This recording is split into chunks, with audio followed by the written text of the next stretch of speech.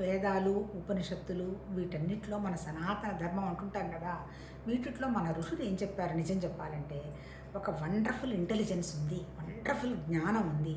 కాకపోతే ఆ జ్ఞానానికి నామం లేదు, రూపం లేదు, గుణం లేదు, ఏమీ లేదు. మనమందరం కూడా ఆ జ్ఞానంలోనే ఉన్నాము అని చెప్పారు వాళ్ళు.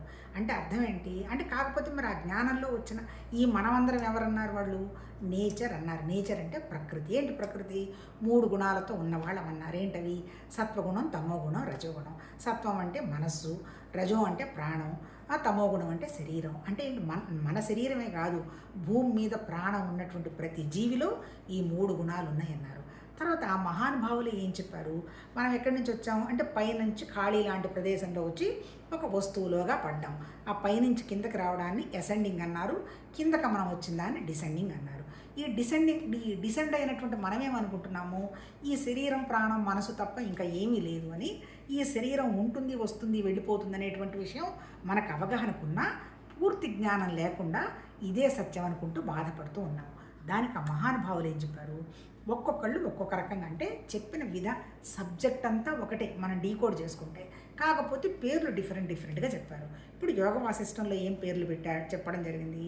అజ్ఞానం, తర్వాత ఇంకోటి ఏంటి? అజ్ఞానం, ఆవరణ, విక్షేపం, ఆ తర్వాత పరోక్ష జ్ఞానం, ప్రత్యక్ష జ్ఞానం, ఆ తర్వాత ఏంటి? నిరంకుశ తృప్తి, దుఃఖ నివృత్తి, లాస్ట్లో నిరంకుశ తృప్తి అన్నాడు. అంటే ఏంటి? అజ్ఞానం ఎందుకు వచ్చింది? అజ్ఞానం అంటే ఏంటి?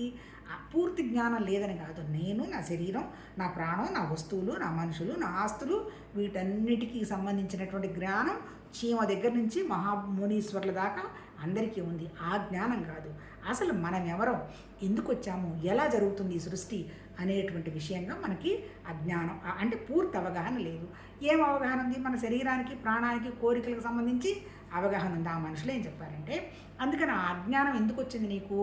ఆవరణ ఏర్పాటు చేసుకున్నాం. ఆవరణ అంటే మన దగ్గర నవరంధ్రాలు ఉన్నాయి. అందుకే నవరాత్రి తర్వాత గణేశుడికి 9 రోజులు చేసి మట్టిలో కలిపేది. ఆ ఆవరణలు మన మీద పెట్టుకొని ఉన్నాయి. అంటే ఏంటి? కళ్ళు, ముక్కు అవన్నీ చూస్తూ అదే సత్యం అనుకుంటూ అంతవరకే ఉన్నాం కాబట్టి.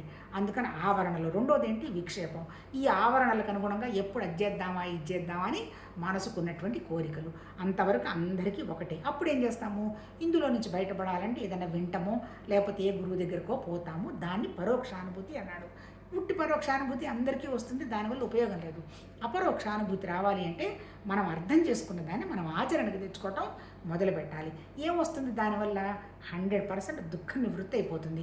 భౌతికంగా ఉన్నదంటే ఒక నాటకం, దానికి ఎందుకు మనం అనవసరంగా టెన్షన్ పడాలి? నా పాత్ర పోషిస్తాను దేవుడు అనుకుంటాం. లాస్ట్లో